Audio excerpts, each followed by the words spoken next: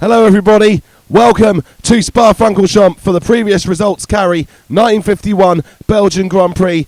Reg Parnell carrying his victory from Indianapolis over to pole position here in Spa. Francorol Rol and Rudifischer, they share the front row, and then Paco Godia fourth. It was all about those private Ferraris, wasn't it, in Indianapolis.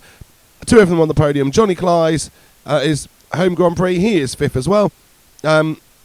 So, yeah, then you've got Peter Whitehead. So, this is the thing, though. There's private Ferraris. They should be quick, and I would imagine that Whitehead's going to be trying to get up onto the podium. So will Taruffi. He'll be trying to raise himself into the points. And Ascari, I'm sure, will want to come through. And the big question is, how far can Ascari get? He was so fast in Switzerland, and he only lost the American Grand Prix because of a mistake when he came up to lap a back marker, which puts him back in 14th on the grid here. But if Ascari's pace is anything like it was in Switzerland, then it's not going to be very long at all before he can get through the field and be fighting for those points. So it might be all about pulling away as much as possible for Reg Parnell to stop anybody else who's coming through and might have more pace to pass him before he can claim the victory for himself.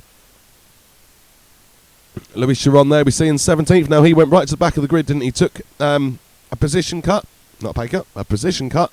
Didn't need to join Talbot after finishing second in the first round for Maserati. You got all those Alfa Romeos there. Their car remains unstable. I mean, De Graffenried, I can't remember if he retired from Indianapolis or finished. I think he finished, but way down after a lot of issues. But De Graffenried might actually have a chance of claiming some points in the Alfa today if he can keep that Alfa stable. He's obviously struggling with it less than his teammates. Hence why he is in 11th on the, I think it's 11th around there on the grid, and his teammates are all around 20th to 26th place. So here is Parnell then. It is another chance to get a victory today, but he is going to have a lot of competition. They're all back together on the grid. So let's see, Parnell moving away and quite quickly, and that's Fischer with a good start. Rol a little slow away, and he's, I think, delaying or trying to hold off Peter Whitehead, whose private Ferrari is up in the fourth place at this moment. So Parnell under pressure from Rudifischer already. They're both private Ferraris. They'll both be trying to do what they can before the works Ferraris come through. And that's Whitehead has spun away his fourth place already, and Claes hits him, and Godia is in a spin as well. That's a shame for Godia because we know he's quick, fast but flawed Godia this year, but he normally gets into the points. However, I think he might find it difficult to get back into the points now because he has lost a lot of ground with that spin already. As Parnell gets away, Claes is up in the fourth. This is home Grand Prix. Can he pull off points? We know he's got some quick cars behind him. Look, Taruffi, Shell, Ascari already up into 8th place, and that's a spinner. That's De Graffenried.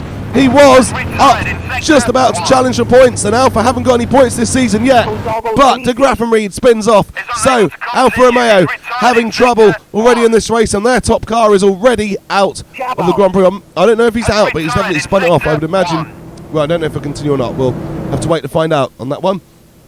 Parnell still leading Fischer and Rol. There is not much between those three, but Reg Parnell has the track position, and that could just be important.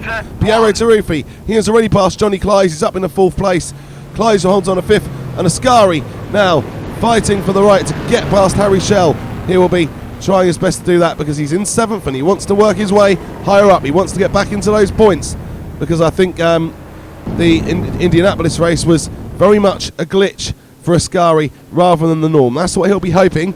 He knows he's got a quick car this year and he wants to make the most of it, but Francorol Rol is ahead of him in the World Championship and Reg Parnell is level, and he doesn't want that to become too much of the case as they go through the season. But there is a gap between the top three and the rest, so they're looking quite secure at the moment, as I think, is that Fischer is struggling, I think, there a little bit, and Rol will want to get, well, I don't know if he's struggling actually. He's having a look at Parnell, so I think he's just pulled off the line. It's hard to tell when you've got that distant shot exactly what is going on. There we go. So they're all past. Claes, I think, has dropped down to 7th. Shell is in the 5th. Ascari in the 6th. And Fischer has got an issue, I think. I don't know if he made a mistake or if he's lost a gear. But Fischer there, he's about to lose 3rd place to Pierotaruffi. And he's, I don't know, maybe he's recovering from the mistake. We flicked away to watch Shell and Ascari at that point, so we don't know if Fischer has made a mistake or if he's lost the gear. If he's lost the gear, it's going to be very hard for him to stay in the points. If he's just made a mistake, he should be able to stay where he is. But Taruffi has gone past him into the podium places. There is Parnell, there's Rol, there's Taruffi. That is a works Ferrari, so they are working their way forward. And that's Ascari off! Oh, he's done it again!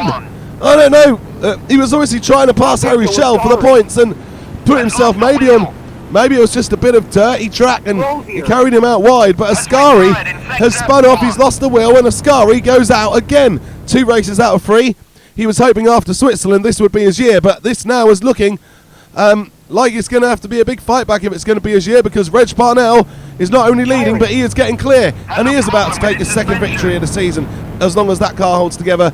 And I mean, Ferrari will have won all 3 races, but 2 with the private thin wheel special, assuming Parnell holds on. francorol is actually coming back into things a little bit. He's closing in a bit on Reg Parnell, which is great news. That's where Rol wants to be. He wants to be up there pushing, and his consistency is doing him wonders this year.